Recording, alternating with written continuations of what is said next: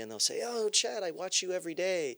And I'm thinking, you haven't watched TV in a while. Every day is a gift, from someone who was born in a really hostile setting from a young child. I have never taken a day for granted. They're trusting me to come into their home to tell their story, to come into their business. I can't mess this up.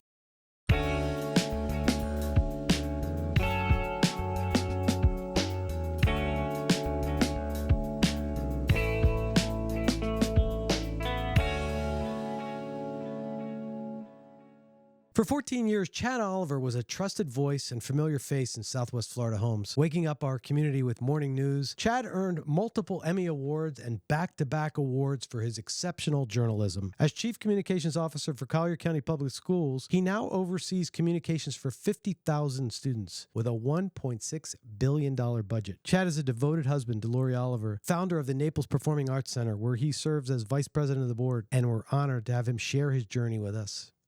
So you haven't made the transition to pickleball. You're staying with tennis. I'm trying. Luke wants me to get involved with pickleball. Oh, yeah? I don't like the sound. Yeah, it's very herky-jerky. Yeah. I'm sticking with tennis, though. I'm a tennis guy. I know. That's my passion. I know. Big time. I know. Yeah. Pickleball, it's not okay, not for me. Well, I guess it's after, like at some stage of life. Yeah. But I can't do tennis. Are we on? Are we doing this? That's a good just kind of roll into it. Okay. Yeah. But okay. I knew tennis was but it just seems like so many people are going to the other side. They're doing. I don't like the sound it makes. The paddle, the pickleball, the pop, pop, pop, pop. Yeah. Tennis is a graceful sport. Yeah. It's beautiful.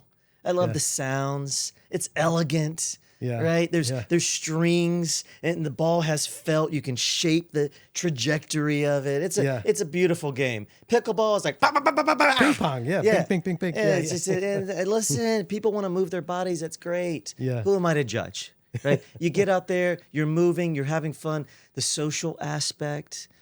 The only reason I play pickleball, Rob, our son Luke will say, because he's home from he transferred. He's now at FGCU. Okay. He'll say, "Chad, we got to get out there and play some pickleball." I'll go with Luke.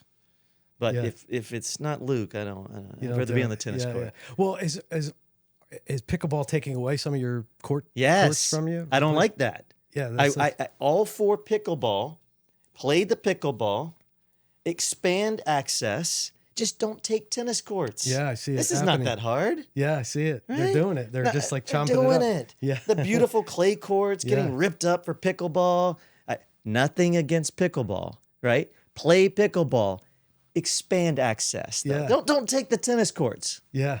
They're doing it. They're doing it, Rob. I see it all over right now. Naples is a haven for tennis. Yeah. Some of your clients are big names in tennis. Yeah, which is very cool. Protect tennis. It's a beautiful sport. Well, is there an age where people have to convert? I'm not a tennis player, so I don't know where. And by the way, they did these studies about which sport is the healthiest sport. And the USTA, the United States Tennis Association, is smartly they're doubling down on the fact that tennis is the world's most healthiest sport. Really? When you watch the U.S. Open in New York, I think they even put it on the courts.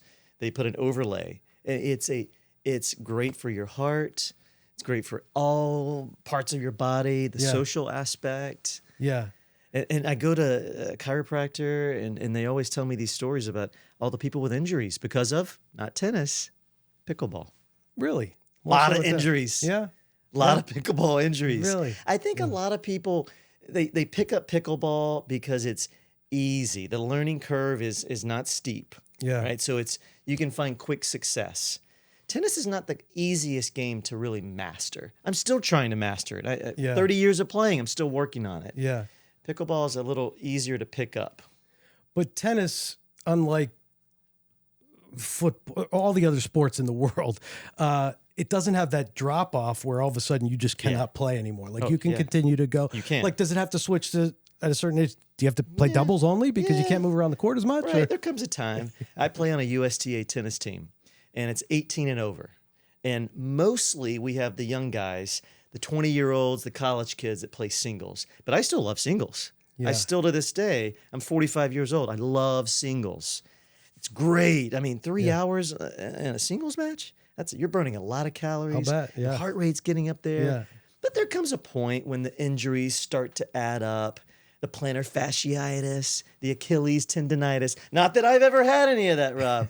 No, I do. Lori, my wife, is always making fun of me. She's like, you got so many ailments. Your pill box is going to be massive. I'm like, I don't want the pill box.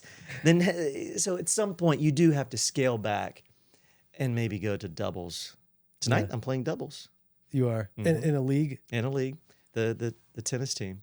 Where do you play? Longshore Lakes. I'm a member at the YMCA, though. I support the Y. Okay. Love the Y, love their mission, love the heart. Yeah. So I will always be a member of the Y as long as they keep their tennis courts and don't are. put pickleball courts in over them. Do they have pickleball there? They do. Oh, they did put it in, but they didn't take over all the They didn't take the tennis courts. Okay. So don't take our tennis courts. Okay. So yeah, Lori and I have been longtime members of the YMCA of Collier County, big supporters. And the team that I'm on, our home court is Longshore Lake off of Immokalee Road. Home court, so you have like away matches where We you do. go to other... We do. We do. Where else do you play? The Quarry, Riverstone, Cambier Park has a team. There's another team that plays out of Longshore. So get this.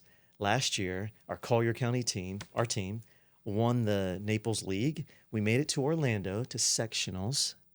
And so you go up to the USTA National Tennis Center in Orlando, and they have 100 tennis courts. Wow. And you're playing against people from all over Florida, and actually the region too. But this was, I think, the Florida sectional. And it's a 2 or 3 day tournament. We won about half of the matches, and we lost the other half. So we didn't win sectionals, but we tried to represent Collier County well. Yeah, wow. It's just a lot of fun. Yeah. Yeah, well, it's good because you're getting your exercise, you're staying fit, but you also have a little competition to the fact too. That's it. Yeah. Like, I don't care how old you get, like, especially... And women are competitive too. The women are actually more competitive than the guys. Right, yeah. The league that I play in is an all-men league. And from 18 through however old you want to be, that you can still, manage the court. But people are hyper-competitive. But it does scratch that itch for competition. Yeah. So it's been your whole life you've been playing that? I picked it up in high school. I played baseball growing up. And then when I got to middle, I couldn't hit the curveball. And so middle school, I think it was probably 8th grade, I had to come to the realization that I was not going to be a baseball player. Mm-hmm. And I remember this vividly. The summer before my freshman year of high school, the kids in the neighborhood started playing tennis. And we had public courts, walking distance. So literally, my parents took me to Walmart. We bought a $30 racket, and they wanted to make sure that I was actually committed. And then a few months later, Christmas came around, and I said, "Hey, Mom and Dad, I really wanted one of those nice Wilson hammer rackets." It was, I still remember it. It was green, beautiful racket. So they went to the store, and they picked out this racket. Rob, they were shocked. The price point. It was very expensive. Yeah. And the expensive rackets didn't even come with strings. You had to get a separate stringing. Really? So here my parents are. Mom was a teacher. Dad worked at a paper mill. And they're like, "What? This racket cost how much?" And so that's when they got me the first really nice racket. And that was 30-something years ago. Yeah. And I'm still playing it. So was that when, I mean, they've evolved so much, but was that when they really started going to these, I don't know, a lot of high tech in it? Yeah, I mean, this was a graphite racket. This was probably mid-90s. Yeah. And, not the wooden racket from Right, the 70s right. and 80s. No. They stepped up since then. Did you ever play with the wooden rackets? No, I didn't. But we used to go, what I love remember a lot about tennis was Naples had this Nuveen tour they used to do. It might have been in probably early 90s, where they got McEnroe and Connors to come and play on like that seniors sort of. And they had so much fun. It was so neat watching them post-career, but still career. And they're just such entertainers. And it was so fun seeing these big names come to Naples and watch them. These guys who had idolized and seen on TV. You mentioned Johnny Mack. Yeah. Love Johnny Mack. Yeah. As great as he was as a player, Yeah. I think I like him better as a commentator. Yeah. All those years with Mary Carrillo on NBC, Yeah. and Johnny Mack still announcing. So quick story. He came down from one of the Pro-Ams, and I think this was at Laley Resort years ago. And this had to be 20 years. I moved down in 2004, and this had to be like 2005, 2006. So I got connected on the same court with Johnny Mack, and we were playing doubles, Pro-Am, and I was talking to him in between the matches, and he said, "Chad, years ago when I was on tour, they would find me when I had my outburst on the court. Now, in these programs, pay they him would for it. find him if he didn't have an That's outburst. exactly right. Yeah, so true. Because he would do it. And, he was in jest, but he would do it, and it was great. People loved it. They People just ate love it it. up. You cannot be serious. Yeah. Tennis needs more characters like that. Yeah. You look at Federer, such a class act. Nadal was my favorite the last few years. Djokovic, you look at his game, he does it all so well. Probably the greatest champion that we've had, Novak Djokovic. Certainly the most Grand Slams on the men's side. Andre Agassi was my guy. Oh, yeah. The hair, the attitude. Yeah. He's And then another to one see with it. him evolve as a person, Yeah. from the Image is Everything Canon ads Yes. to Family Man, involved in so many just respectable ventures with his education. He started schools in Las Vegas. I didn't know that. I mean, really. the guy, a Renaissance man. Yeah. But yeah, Naples has a long history in the tennis community, and I want to see it continue. Yeah.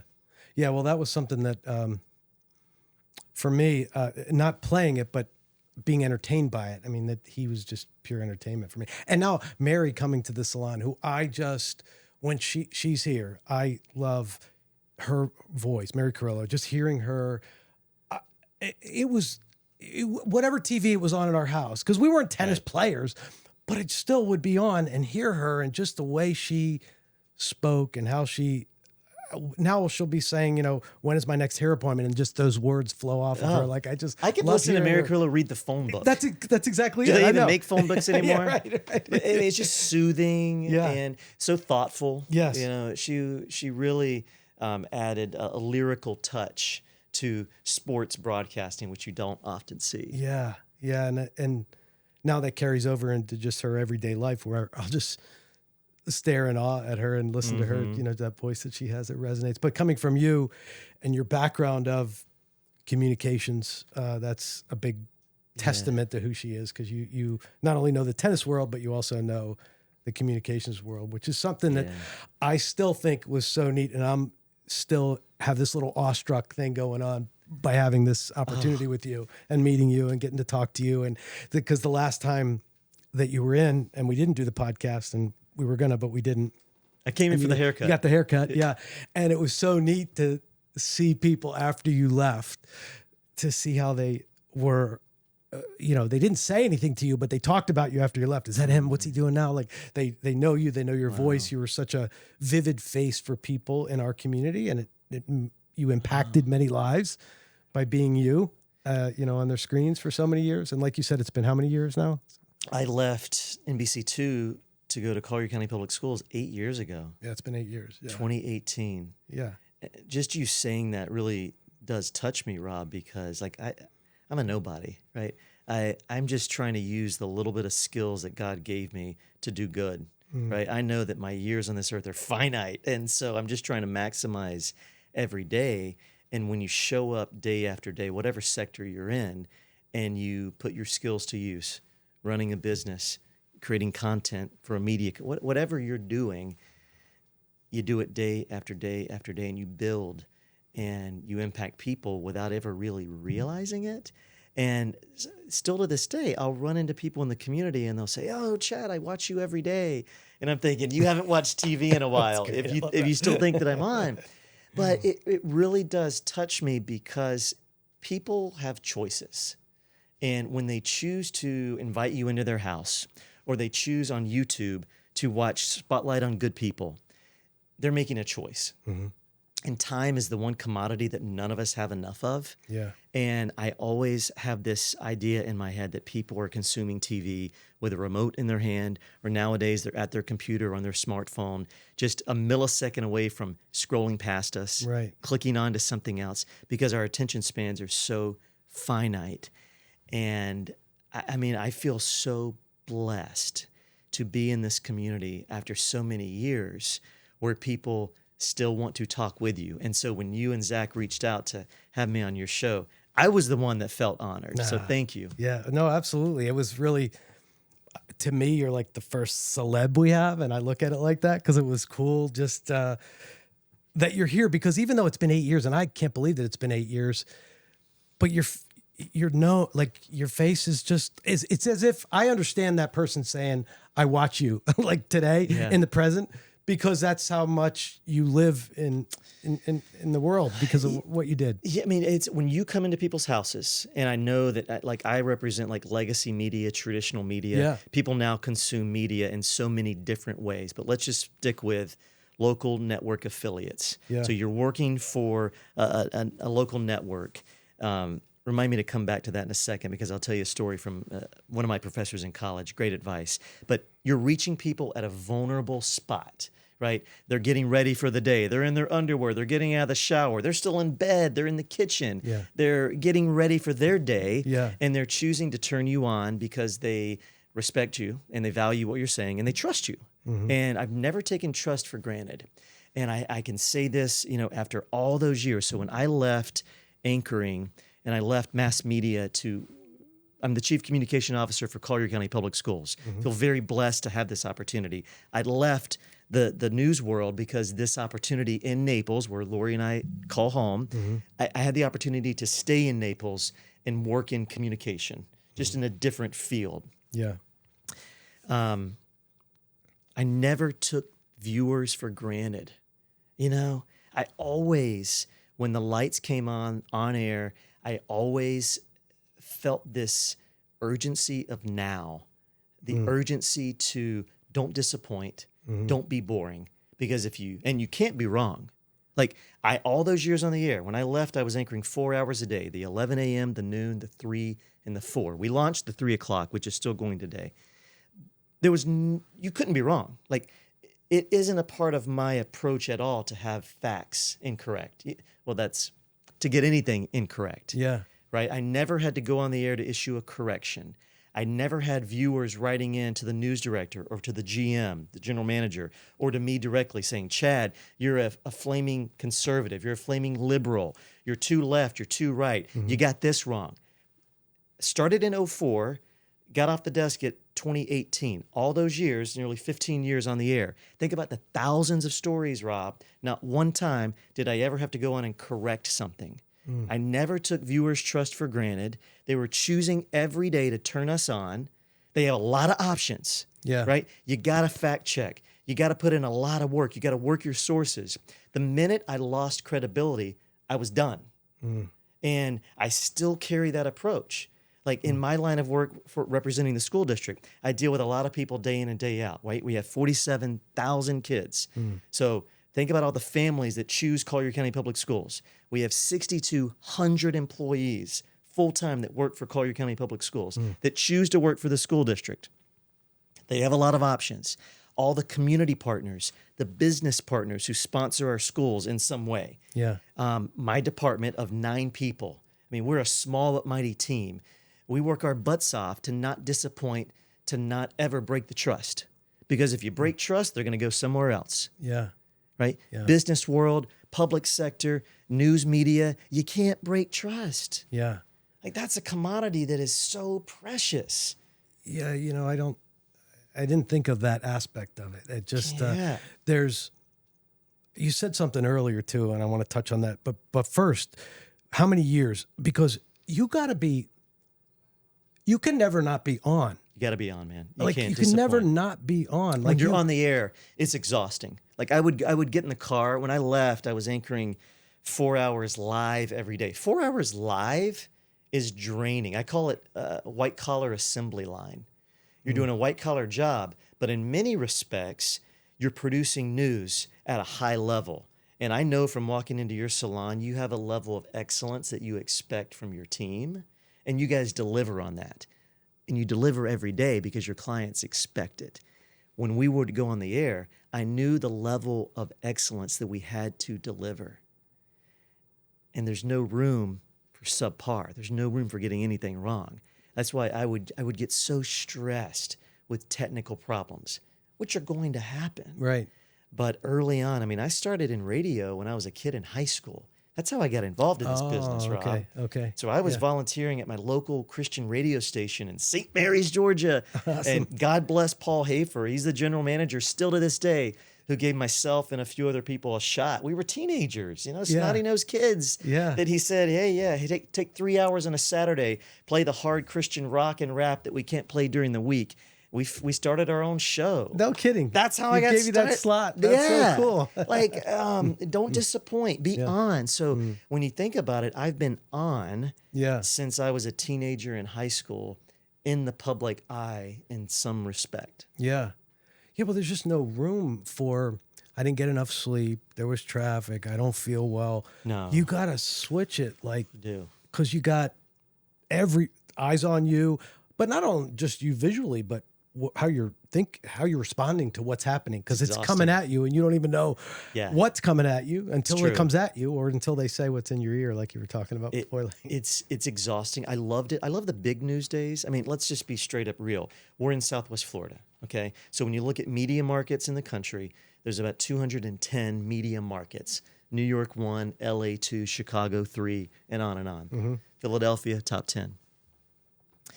Southwest Florida's we were in the mid 50s. I don't know where we are right now. It's all based on people and population shift, obviously.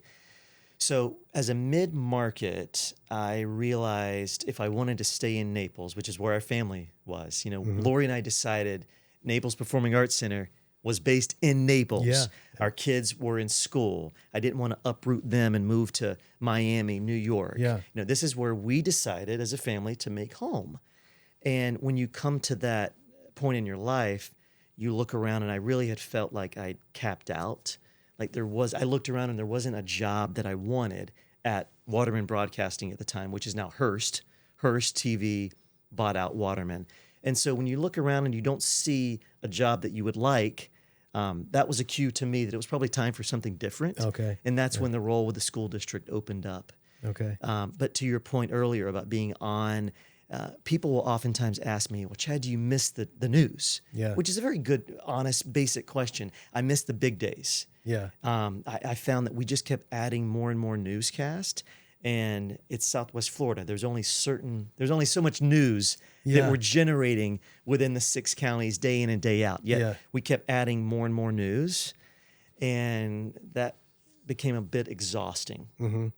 I'm a quality guy. Yeah. But I didn't have the luxury of just anchoring 30 minutes a day, right? They want more, right? Yeah. So they want to maximize their resources. I see, and you got to make something out of sometimes nothing, or you got to make it seem like it's something. It's got to be relevant, right? Yeah. So you're selling stories. You're selling why this matters to you. Yeah. I miss the big days. I miss the breaking news days. Yeah. And the cool thing about when you're anchoring, you're able to anchor when news breaks, whether it's in the state of Florida or another part of the country or the world. Okay. You've got your producers in your ear. You've got the IFB that you're wearing. You've got wires that are in your computer being updated by the minute. Mm-hmm. So you're getting the latest information, and you're getting like satellite shots from wherever the news is happening. And so you become really comfortable at multitasking, which I'm not a good multitasker. Yeah. I think I'm horrible.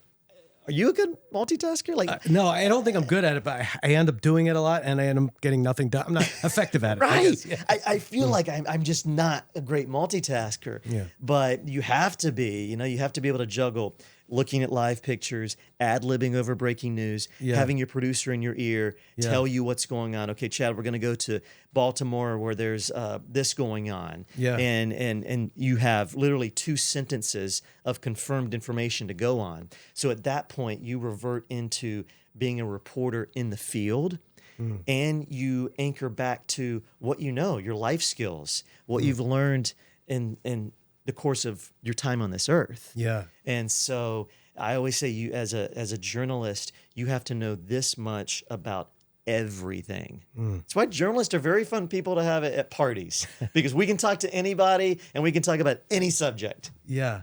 Well, yeah, because you're getting somebody thrown at you who you have no relationships, maybe, or a visual of something that you absolutely you have to find on the spot, and you can't fake it. You have to be real. Yeah. You have to be, and I always tried to be real with the audience. And you know me now, we've met several times. Yeah. You kind of are getting a feel for who I'm about. Yeah. I always tried to bring that genuine approach to the desk, to the work. I'm like, listen, I'm a part of Southwest Florida. I'm your neighbor. We go to church together. Our kids play Little League ball together. Yeah. I'm just here trying to do a job to report the news in the most honest way I can. When I would have to be a reporter and literally in the course of a few hours put together a news package for the evening news, multiple hits, you have to work fast. And you're asking people to talk to you. Hey, Rob, we're doing a story about whatever. Can I come to your salon, bring a photographer? Can we go on camera and talk about this issue? So they're being vulnerable and trusting you that you won't betray their business, that you won't get the information twisted, or you won't misquote them. So I always approached it, Rob, like they're trusting me to come into their home to tell their story, to come into their business. I can't mess this up. I can't screw this up. There's a lot riding on it. Rob's built, and his father built this business, right? So if I'm doing a story with Robert of Philadelphia, I've got decades. I can't mess this up, right? And it's not, I'm trying to be impartial. I'm not there doing a commercial for whomever. I'm trying to do an unbalanced report where I'm making a reasonable effort to get all sides. I always say this is what makes a really compelling story. If I can elicit 3 emotions, and this is true whether it's video content, audio content, whether you're giving a story in person, if I can make the audience laugh, think, or cry, man, if you can do all 3, that's the best. Creme de la creme, mic drop, man. If I can make you laugh, think, or cry after a story, mission accomplished. What was your access to that with people? Like, because you have so many different people. You have so many different, Clyde Butcher to, everybody. Obama, like wherever you were, you're everywhere. So how do you get there? Like, what did you do internally? Like, how do you get those interviews? Well,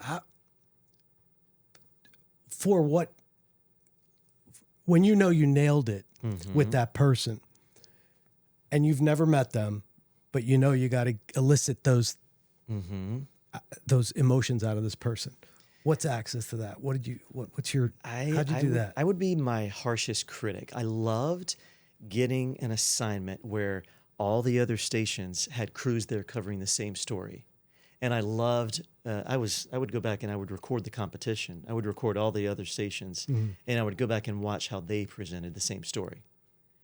And then I would see if we missed out on an exclusive interview that we should have gone after. Man, did they get a really compelling angle of the story that I missed?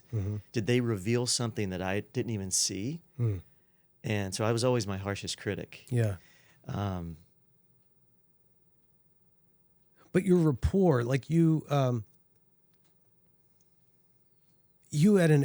clearly had an edge out on the competition because you had a reputation for that. You were trusted. And that helps you as you stay in a market and you make it your home.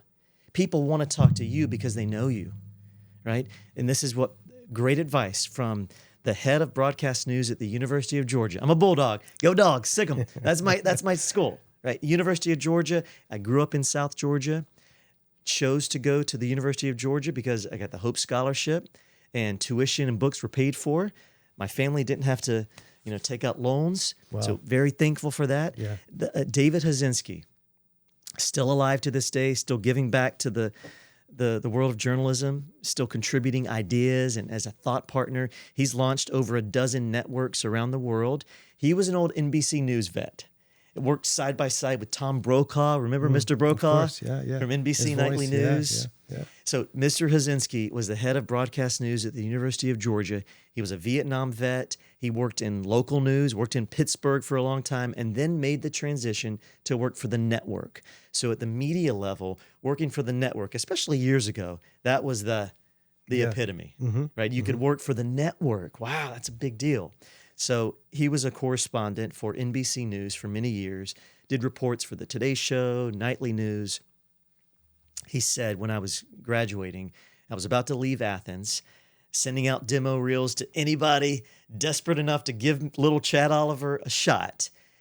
I was so bad back then, ill-fitting clothes, bad haircut, Rob. I mean, you would laugh if you saw those early reels. It was bad, man. Like bushy eyebrows. Like, come on, I needed a stylist back then. Do they exist anywhere? Are they on YouTube? I'm sure. Or anything? Yes. Dig those up. I have the reels. I'll bring them in. They're on like VHS tape, Awesome. so we'll have to convert. Mr. Hazinski told me, Chad, pick somewhere and make it home. Those words still echo because so many people that I've worked with through the years in media, they always just jumped from market to market to market. Mm-hmm. God bless them. You have to do that. That's what you have to do, right? Yeah. If you want to stay in the business, make more money, get promotions, get a better opportunity. But I still remember those words. Pick somewhere and make it home. And, when I moved down in 2004, here I am, 23 years old, thought that I would sign a 2 or 3 year deal and then be on to Miami, Tampa, a bigger market. Yeah. And, they kept giving a little bit more for each contract renewal. Here's a little bit of a promotion. Here's a franchise. Like I did One Tank Trips, won an Emmy Award. Yeah. I mean, that was a fun franchise. They keep giving you more opportunities. I never thought I would be here after all these years, but we made it home. So that's what got you here. You got hired. Yes, sir. Out of, from I out sent of out school. demo reels out of University of Georgia. That's how you get jobs. Yeah. You send out reels. At that time, they were VHS tapes, and you saturated the markets. And I remember I just wanted to work by the ocean or the Gulf. Yeah. So I sent out tapes to Panama City, Savannah, Georgia, Fort Myers, Naples, Cape Coral, the Southwest Florida market. Yeah. And they gave me a shot. I'm thankful that they did. And you get a call from them that says, "Hey, we watched your reel." Yeah. And can you come down for an interview? And I came down right after Hurricane Charlie hit in 2004. Yeah. You're a longtime Naples resident. You remember Charlie. Of course, yeah. And then Wilma the next year. Yep. And came down, and I remember Charlotte County was really Yeah, devastated. they got messed up bad from that one. Yeah. The debris piles were still on Sanibel and across Fort Myers, and they gave me a shot, and I'm thankful for it. What was that? So the radio station that you sort of gave you the bug for this industry, when you, how did that part happen? Because that sparked your interest in this whole career anyway, right? Was that in high school? What stage of your life was that? Yeah, great question, Rob. That's how it all started. Yeah. And when I talked to high school kids, in fact, I was just on the TV production class at Gulf Coast High School. They invited me on their news program. And so I was able to talk about the beginnings. Yeah. And I try to encourage kids to explore pathways, because that's really how you experience what you want to do for the rest of your life. Yeah. I was in high school. I think I had just come back from a missions trip to Australia, and I was a part of this youth organization with students from all across America, and we met in Miami, and then we flew out to countries all across the world. I went to Australia for a month, and I came back, and a buddy of mine, who consequently was also named Chad, still to this day, he's my best friend, lives in Atlanta, Georgia, and he said, "Hey, my friend Adam and I just started volunteering at a radio station, WECC, AM 1190. AM. AM dial. Will you come on? The general manager has given us 3 hours on Saturday to have a show called The Rock." I said, "Okay, sure, I'll come on your show, talk about the trip." And it was a youth show. They talked about teen issues, and they played the hard Christian rock and rap that the general manager didn't allow, because they were like adult contemporary for the rest of the time.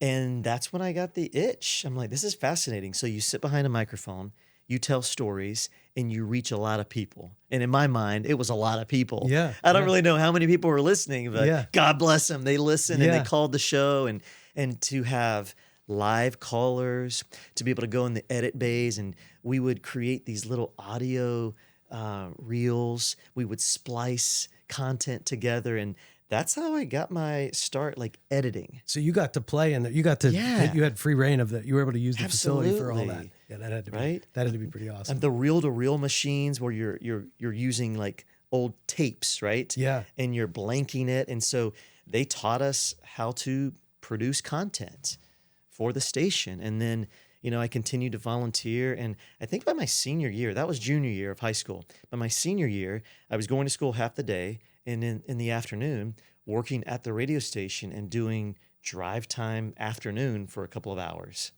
So at that point, Rob, you're really getting a feel for what it's like to ad lib and to run the board. Have you heard that concept? Yeah. Running the board. Yeah. All right, so you're working for a radio station and you're at the controls. You don't see anybody in the audience. Yeah. You have a microphone and you have a wall that looks a whole lot like this. Yeah. And you're in charge of keeping it on the tracks, right? You have to play certain spots, sponsor spots that are donating to the station. Yeah. You're going in and out of music. There's a little index card and it's telling you how many seconds before you hear vocals. And so the minute you hit play and you're watching how the much counter, talk time how you much have. talk time you Yeah. have. Okay, yeah. Right? So even at the early age of 16, 18, I'm getting hundreds and thousands of hours of practice before I ever made it to college. Yeah. Malcolm Gladwell's book, The Outliers, is that what it's called? Awesome. Yeah. Right? Yeah. I feel really you had blessed. all those hours in. Yeah. Before you even went there. Yeah. Before I even amazing. hit the Grady College of Journalism and Mass Communication at UGA, I had all of these hours built in, man. So like hit the ground running. Yeah. And 9/11 happened when I was in college. And that really solidified the importance of journalism. And that's, then when I was in college, we went into Iraq and took out Saddam Hussein. And that was a lot of big news stuff. A lot of big stuff news. Yeah. Like I have vivid memories of where I was when the Twin Towers fell, rushing over to the public radio station, the student radio station on campus, doing live updates. And so all those moments were formative. Yeah. What were sort of some of the things that you were doing when you were on the radio initially to find your way? Were you, was it just introducing the music, or was there other things that you started to tinker with getting a guest? How did you do that? Talking out loud. I remember Mr. Hafer saying, you need to go home and read the newspaper. Read it out loud. And when I coach people, still to this day, I do executive coaching where I'm coaching professionals on how to make presentations, how to be comfortable in your own skin. Most people aren't even comfortable hearing their voice. Right. I remember standing in front of the mirror and presenting. Yeah. Setting up the ironing board. God bless my parents, because I remember setting up the ironing board in our living room and giving speeches to my mom and dad. That's awesome. To practice public speaking. Yeah. Right? Yeah. Because they were my audience. And Lori, she is from a theater perspective. She would perform for her parents. Yeah. That's how you practice. Yeah. And our parents are our first audience members. Yeah. But that's what I did. I would read out of the newspaper and get comfortable with how the words felt coming out of your mouth. And then just talking to everybody. Oh, Rob, I was so afraid. Even getting a degree in broadcast news, getting my first job, even coming to this market, 23 years old, getting assignments to go out in the community. And some days you're covering really horrific, sad news. Other days you're covering exciting, happy, joyful news. But you just have to get comfortable talking to everybody. Driving different routes to work. That's how you get story ideas. You get out of your routine, man. Like if you're going the same way to work every day, switch it up. If you're going to the same coffee shop every day, switch it up. Go somewhere different. Talk to someone new. To spark those, because you had to create stories. Part of that was being a journalist. That's the currency, man. We all operated on story ideas. If you didn't come to the editorial meeting in the morning with at least 2 ideas that you could turn that day, you were losing. Yeah. You got to hold your weight. So from the radio station, where did this shift come to reporting about? Because that was the broadcast part of it, right? So where did your interests come in that I want to share what's happening with the world? I want to translate it in my way to the world. Where did that was the track at the University of Georgia. It was get accepted to UGA, which was hard. Get accepted. Okay, now that I'm in. Yeah, that's the tough school. That's a tough school, right? Yeah. Get accepted. Okay, got that. And then I remember just getting accepted to the Grady College of Journalism. So you get all your core credits out of the way, and then I've always felt like I've been out to prove something. Like I had to overcome these obstacles. Like I've always had a fighter's mentality that it was me against the world, that I had to work extra hard because if I don't, I'm going to get left behind. And so getting accepted, having the funds to pay for college. Okay, got that. Okay, now that I'm in Athens, can I get into the Grady College of Journalism? So I got to study really hard. I can't get bad grades. I got to do all these amazing things. I've always felt this internal pressure to perform at a certain level, to deliver. And still to this day, man, it still drives me. Like I feel like I'm a nobody and that I have yet to make it in life. Wow. Still. I wake up with 15 things I want to accomplish that day. I got big rocks and I got small rocks. At my desk, I have a notebook of priorities for that day. Even after all these years, Rob, like there's that internal drive to, man, I need to call this person. I haven't talked to my buddy in a while. So it's not all necessarily professional, but it's personal, right? Things that I want to accomplish, people that I want to impact for the better. I just have this drive like, man, there's not enough minutes in the day. Yeah. So you ask about what track, how did I get on the journalism track? Yeah. It was in Georgia, at University of Georgia, applying to the broadcast news program within the Grady College of Journalism and Mass Communication. And I remember the professor saying, there's this many people trying to get in, this many people actually get into the journalism school, and this many people actually get into the broadcast news track. Very few people. Yeah. And so you get in, and then you're constantly feeling this pressure of, I got to compete. I got to make it. Yeah. And then you get a degree, and the pressure doesn't stop because then I got to get a job. Yeah. And the professors are telling you, and we were fortunate to have all the former executives from like CNN and other networks because of our proximity to Atlanta. A lot of them would come in and be guest professors. Oh, cool. And so they're telling you, you're not going to make it. You're not smart enough, good looking enough. They wouldn't say it in so many words, but they would let you know that the odds were really small. And so I've always felt like this internal drive to just keep pushing, man. In high school, were you a good student in high school? Yeah, but my mother was a teacher. Like there was no other option. I had to keep my grades up. Yeah. She was a teacher, and so I had this internal drive. And then my mother, she just kept pushing, in a good way. Yeah. Teachers have that. Well, I can't imagine being raised by one, but they have that ability to, kind of get more out of you in a way. Absolutely. She was an incredible mother, single mom up until I was 9 years old, and then she remarried and to an amazing man who, he really taught me what it was to be a dad. He had 3 kids from his previous marriage. He adopted me. I changed my last name to Oliver, and that's when I was between 3rd grade and 4th grade, and he showed me what it was like to be selfless as a father. And my mother was incredible. She was the first of her siblings to go to college. She fought extreme obstacles to succeed in life. She became a teacher, had a good paying job with benefits, and just a tremendous heart. She was is an incredible mother. Yeah. She's still doing well and in great health. Oh, great. What's her name? Paula. And how would she describe you? Probably, I don't know. She's just, like your mother, very proud. Just, I could do no wrong. If there's anybody who's in your corner, it's your mother. And still to this day, she has immense pride. And she would say sometimes when watching it, Chad, you're very confident. And I would say, well, thank you, Mom. There's no other alternative. If I didn't believe in what I was saying, how was the audience going to believe? And so I never, ever wanted to come across as cocky or arrogant. I never want to exude that. I was okay being confident because I believed in the work. Yeah. And if you don't believe in what you're doing and saying, then how is anyone supposed to believe you? Yeah. Well, how did you know that you were, like, at the radio station? How did you know that you were doing okay? I never knew that. I never really knew that I was doing okay. Yeah. You just keep showing up, Rob. And I guess I figured out I was pretty good at it because I kept getting opportunities.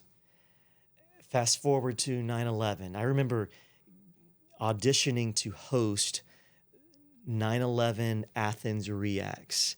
And I was up against all these upperclassmen who were already in the broadcast news program, and I wasn't even there yet. And I remember winning the audition and getting tabbed to host the 9/11 forum after the 9/11 attacks. And I guess at that point I realized, I must be okay. But the compliments weren't coming from the professors, right? You had to have that internal confidence that, man, I'm just going to keep trying every day and just keep knocking the door down until I get through. Yeah. What were some of the slaps in the face that woke you up along the way, or the things that happened that... Oh, I remember even as a professional, research that would come back that would say the show was failing. You need more viewers. And that's what I don't miss. The pressure of being beholden to Nielsen ratings for your family. Yeah. Right? I mean, that I don't miss the research. I don't miss the pressure to perform day in and day out. Yeah. Those types of hurdles you had to overcome. For a time, I came back to this market to launch the ABC7 morning show. They had canceled the ABC7 morning show. They were simulcasting the same show on ABC and NBC. And I got a call and came back to Southwest Florida, which I'm so glad I did. That's when I eventually met Lori after coming back. I wasn't getting promoted. And this was like 2009. I put my stuff in storage. I was on a month-to-month contract. I was in my late 20s at the time. And I said, I'm just going to pursue other opportunities. Put my stuff in storage, traveled the country, pursued some opportunities, and I was actually at the Masters golf tournament in Augusta. I get a call from the news director here. Chad, what are you doing? Do you have any appetite to come back to Southwest Florida? We're relaunching the morning show. I'd love for you to come back and anchor that. And I never thought I would be back, Rob. Wow. It was late. By that point, it was the spring of 2010. I had, been to Southwest Florida, been there, done that. I thought I would call for my stuff. I thought that I would have a moving company, ship my things to another city. Yeah. I get a call to come back and relaunch the morning show. A year later, I met an incredible dance partner, Lori. And we did Dancing with the Stars for charity. And you won, too. We won the dance. Thanks all to Lori. And that changed the trajectory of our lives. We became friends, and the rest is history. Were you a dancer? Like, No! What was that? I was scared out of my mind. I've been getting choked up thinking about it. Well, so how did you go from not being a dancer to winning it, though? Like, I was so nervous. Rob, I remember the night we performed. We were going on stage, and like literally 5 minutes before we're set to go out, I turn to Lori and I say, I have forgot all the steps. Can we run it? We've got to run it again. And so she goes in the back room, and we like go through the steps. And we did, you're the one that I want from Greece. Oh, awesome. And so we ran the steps. It comes back to me. I'm like, okay, good. I went out there. So I was sweating bullets. I would rather speak in front of 1,000 people, right? Broadcast. Give me a broadcast any day of the week. Yeah. But to do a dance with her, choreographed, it was so intimidating. Yeah. In front of people. Yeah. But we ended up winning Best Dance. And she was on your show, and I love her. She's just left me feeling so whole. She's just such a real person. Like, her heart is beautiful. As beautiful as Lori is on the outside, she's incredible, right? I'm so blessed. She is far more beautiful on the inside. I tell her she is the most special person in my life. She is someone that I view as a godsend. I mean, I never deserved anyone as good as Lori. And I married late. I was 32 when we got married. I had moments when I gave up thinking I would ever find anybody that could put up with me. Yeah, because right. I'm a lot, right? My mind is, I've got so many different passions and priorities, and like, I'm a lot to deal with, and we somehow mesh. Yeah. She and I are so opposite in so many ways. She is a beautiful, beautiful soul, and she makes me want to be a better person. Yeah, that's a beautiful relationship. That's one of the things that I really was left with after talking to her was, number one, how much in love she is with you, like how much she loves you and how she expressed it. And to hear you on the other side, because I feel blessed to have married somebody who God sent me, who's just, is that for me? Like she just makes me more of me than I knew I was. Right. She sees in me what I didn't know existed. And isn't it special when you find someone that you can see yourself growing old with? Yeah. Like, Yeah. I want to, hey, we want to maintain and be as vibrant as we can for as long as we can. Yeah. But, you know, down the line to find someone that you're like, you know what, I could grow old with this person. Yeah. That's absolutely a beautiful thing. Oh, it is. It is. I just so appreciate it. And after, it's neat to hear your side of it after her side too, because I could tell that there's genuine love. You know, She's so funny. And she, you know, because of my profession and whether it's anchoring the news or being, you know, in my role with Collier County Public Schools, I have to be so buttoned up, right? Yeah. Very rarely can I just cut back and just be authentically Chad. Yeah. You know? Yeah. And she is so the opposite. If Lori thinks it, she'll say it. Yeah. You never have to guess what's on her mind. Yeah. But that she's so transparent and real. Yeah. And that's why people what it is love her. about her. Yeah. She's purely her. That's what's so delicious about her. She's just, you're getting what's right in her heart. That's it. out And she's there, got such a passion for kids. That I She'll loved. send me these reels of these kids. And I don't even get it, by the way. But like I'm so like, I see these memes and these quick reels, and Zach, you got to help me out with this, because I see these quick little blurbs, and there's an emoji, and there's words on the screen, and there's someone off in the distance doing something engaging. I don't know where to look. Like, Rob, what am I supposed to look at? And then she's like laughing, dying laughing. I'm like, I don't even get it. And she'll go, watch again. So I watch it again. I'm like, oh, okay. That's pretty funny. And then she's like, oh, you're too serious. You don't even get it. I'm like, I don't get it. I don't get it, Rob. Help me get it, man. No, I'm right there with you. My wife does that with TikTok. I don't TikTok get it. I got. Yeah. Well, that's a testament to something special, because it really helped my relationship. Hearing your relationship, it just had me have a deeper appreciation for what I have with my wife too. So, because I know you two are destined for each other, just like that phone call you got to come back here. What's cool for me is how you got to be you. Your mom was a teacher, you said, and so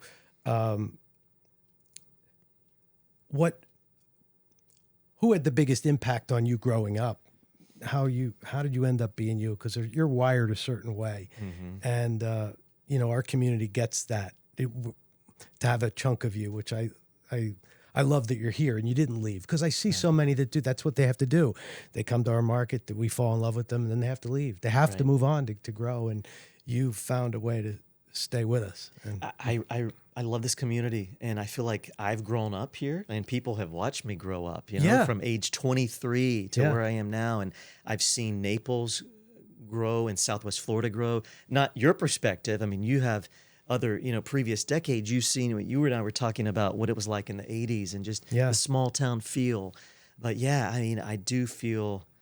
Sorry, Rob, I totally lost. What was your question? Yeah, I just went up on a squirrel. Well, no, who had a big influence on you of who you are? Like, was there one person that changed the trajectory of who you are? Like, how are you wired? I mean, obviously, the parents had a huge role. I mean, my mom, I saw the obstacles she had to overcome, and I'm just extremely grateful. You know, she was such a hard worker. My father too, and the man that I call my dad, was my stepdad. You know, he adopted me. He had 3 kids from a previous marriage, but he always treated me like his own blood. Yeah, and I try to model that with Allie and Luke. You know, when they turned 18, they changed their last name, which was the biggest compliment they could ever give. We never asked them to even consider it. They did it on their own. Blended families aren't easy. I've tried to do the best that I could and can, and it does take a village. So you ask, who had the biggest impact? I'm thinking through mentors that I had growing up.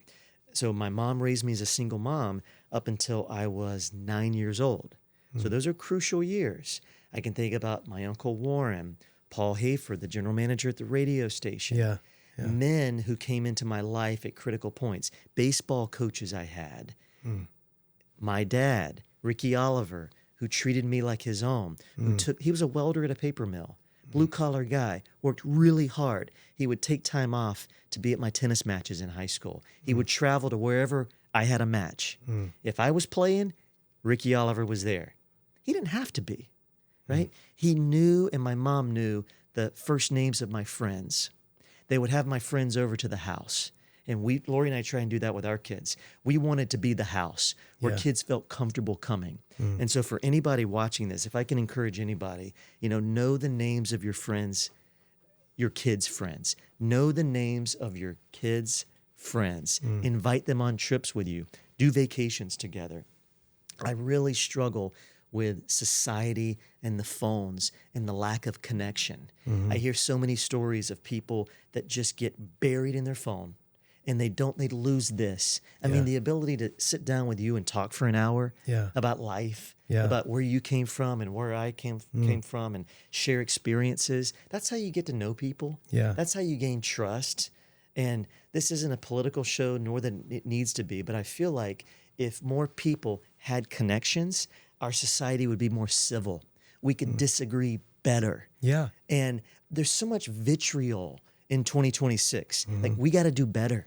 Like, if we want the fabric of Naples to remain, we're dealing with people that are coming from all over the world, Rob, who want this slice of paradise, right? People have different upbringings, different political leanings, different religious leanings. You got to respect that, right? We got to figure out a way to be more civil as a community, and you got to get to know your community, right? And we all take ownership of a little slice.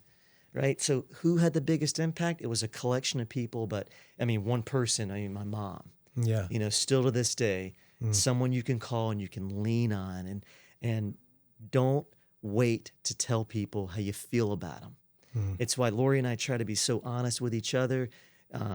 Her dad, thank God, is still living. He lives Shell Point. We see him often. Nice. We go to church with him, have lunch, dinner. I call my parents. And just out of the blue, call people, and I try and make a list every week of somebody in my circle, current or former, to reach out to. One name a week. And I got someone in mind right now that I'm going to call tonight on my way home. Even if it's 5 minutes, pick up the phone, and I've started just calling, not even texting, but just calling, because my phone doesn't ring that much anymore, Rob. No, I love that you say that, because it's the easy way out to shoot a text. It's not, but talking to somebody on the phone is a whole different. No one calls anymore. Right? Pick up the phone, call them. I want to hear their voice. And if I can't talk, I can't talk. I won't answer. Let it go to voicemail, right? But and I love calling with no agenda. I don't need anything. I just want, like, I got a buddy of mine who went through really tough time with substance abuse. He's a friend from college. And I just called him out of the blue recently. How you doing? Just to check in on him. Right? We need more people just calling to say hello. I can't tell you the last time anybody just called me out of the blue. They don't want anything. They don't want media coverage. They don't want a quote. They just wanted to talk to Chad. That does not exist. That doesn't. Right? Doesn't. Because and people respect each other's time. They probably think Chad is busy, Rob is busy. I don't want to bother him. You're not bothering me. But it's how it always was. I mean, you got a phone call. You didn't know what was coming. You didn't even know who it was before caller ID. Like, you just got a phone call. It's like, so you know what I started doing recently? Answering the phone. Used to, I would let calls go to voicemail, and then I would have this anxiety that I got to call these people back, and I would build it up. Now I just answer. So if you got my number, you call me, there's a good chance I'm going to answer, because I don't want to have to call you back. That's awesome. I see that as almost a game, like, answer the call. Like, answer the call. Because it's a lost. My mother-in-law in heaven now, who was one of my other humans that had a massive impact on my life, not only because she raised my wife, my soulmate, but because she was just somebody who was very impactful. And she always had this practice of, on your birthday, she was going to call you. No matter what you had going on, there was a phone call coming in. It was never a text. Never. I mean, she might add that to it, but it was always a phone call. Like, she's calling.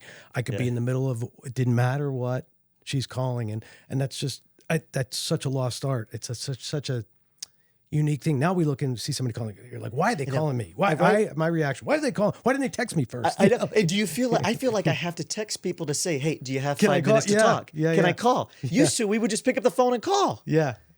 And now I feel like I have to send a preliminary text. Can you talk? Yeah. That's Just the call. world. Just call. Yeah. If your life was a movie, what would the opening soundtrack be? If my life was a movie, the opening soundtrack.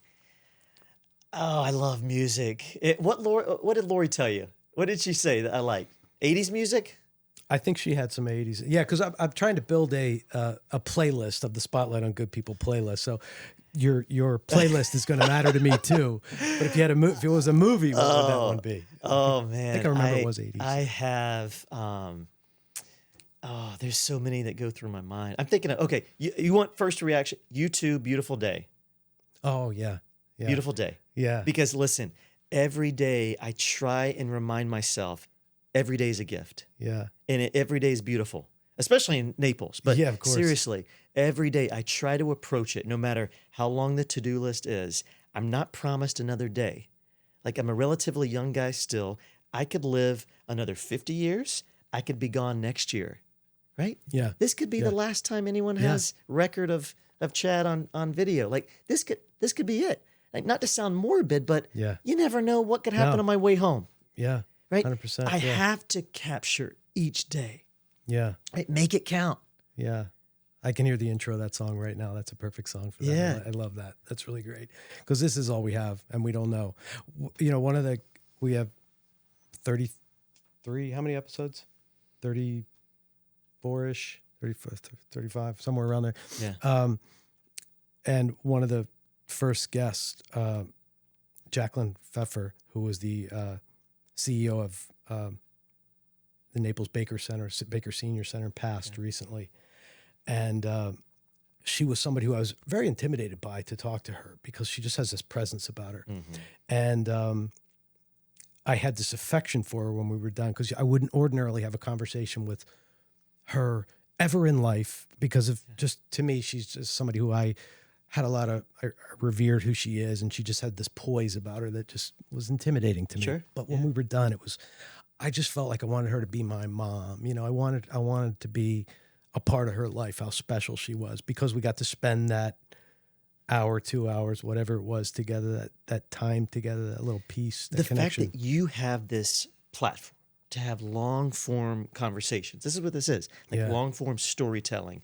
It doesn't exist in many places. It's special. And kudos to you, Rob, for doing something like this. It takes time, but you're having conversations and you're learning layers about people. Yeah, and that's what I love that so much. The relationships that get built for me with the people that I meet and get to know who are, impactful in our community has been. It doesn't just end when the end ends, because it's like you'll be in my life forever, and especially now knowing both sides of the two of you, that's you're gonna have to invite us back. You need Lori and I at the same time. That would be cool. That would be too much. You would break YouTube. Too many views. It would be too much. She's far more engaging and nicer and better at this. She is phenomenal. So, she is. I know. But it would be fun to have the two of you on together. That would be really cool. To have you dance back and forth. Or dance. Yeah, you could do that. We don't even do that anymore. Right. We should. Yeah. We should. This is special, man. Is there anything, like, no hard-hitting questions? What would be hard hitting? So coming from, I don't even know. No, I love your approach because you give space to talk. Yeah.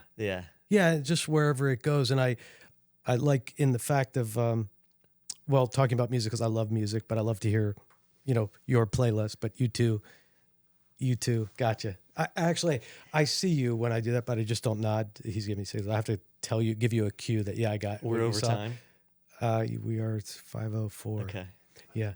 5:00. Oh, that's a and I'm not even a big U2 fan. It's just the first song that came to my head that was like positive. Yeah, no, but I get it. That song specifically fits though. Okay. Because every time I hear that intro, I think of, it just lightens me up. There's something about it. And especially living where we live in paradise here, it's the best. You're a light. You have to be the light. Yeah. I go around I'm involved in school public relations. Yeah. And there's a lot of issues that we deal with that can be toxic and negative. and I encourage people to be the light. Yeah. My colleagues in other parts of the country. Yeah. You have to be the light. Yeah. You have to bring your juice. You have to bring the energy. Yeah. Whatever sector you're in, if you're not the light, who is going to be the light? Yeah. There's a lot of people that'll bring you down. Yeah. There's plenty of that. There's out there. plenty of that. Yeah.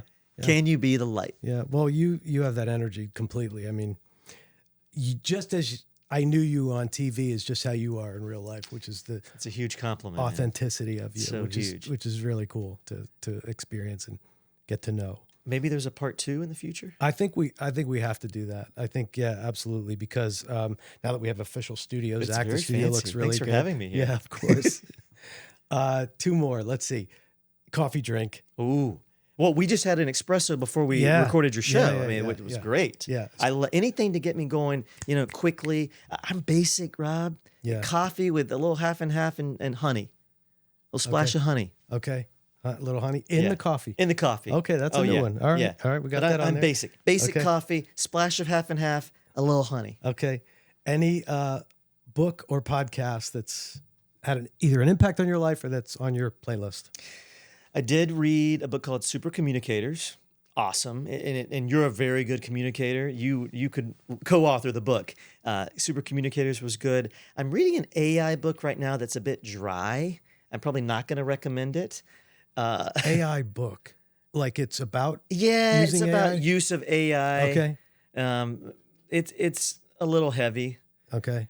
The most read book in all of history, the Bible. I did an audio version of the Bible last year.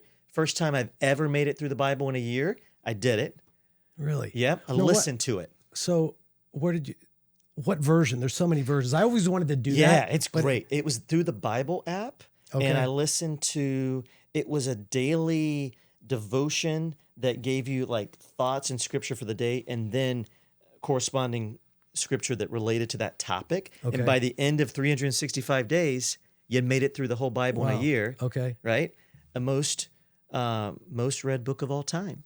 And I had never made it through the entire book until last year. Does it count that it was an audio? It does for me. Okay, That's good. how I do it. I'll tell you. Good. It totally does. Because we're busy Yeah. people. Like Yeah. I'm walking around the neighborhood, I'm in the car, I'm listening, Yeah. and we're consuming media. Yeah, that's the way it's done. I get more done that way, but I do I'm going to too. take that on. I love that you did that because that's something I've always wanted to do, but haven't ever heard it like that. And like just you said, pick just makes a it easier. version that you jive with, like New American Standard, New International Version. If you want to get really, really formal, you'll go King James. But I like something that I can. King James is more formal. Yeah, that's more Okay. formal. I like NIV, New American Standard. New American Standard. Okay. Yeah, I would go with one of those versions. Okay. All right. I'm going to by our next meeting, I will have You'll put that start into it? practice. Yeah. Yeah. Okay, good. Yeah. There's so much that you can apply to your life. Yeah. I always hear that, and I never have found access to it where I felt like I understood what they were saying because I didn't have a version that some of the words just seemed out of my scope or just seemed the way it was worded seemed difficult to understand. So I would highly recommend the app with like a daily guide. Okay. All right. You'll be all set. Thank you for that. I'll put that into practice too.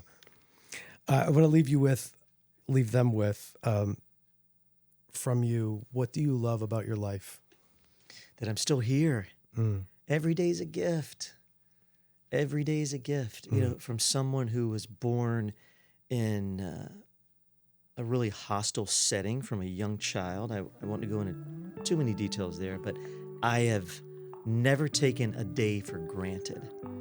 And I feel very fortunate to have the family I do, the career that I have in a place where people call paradise.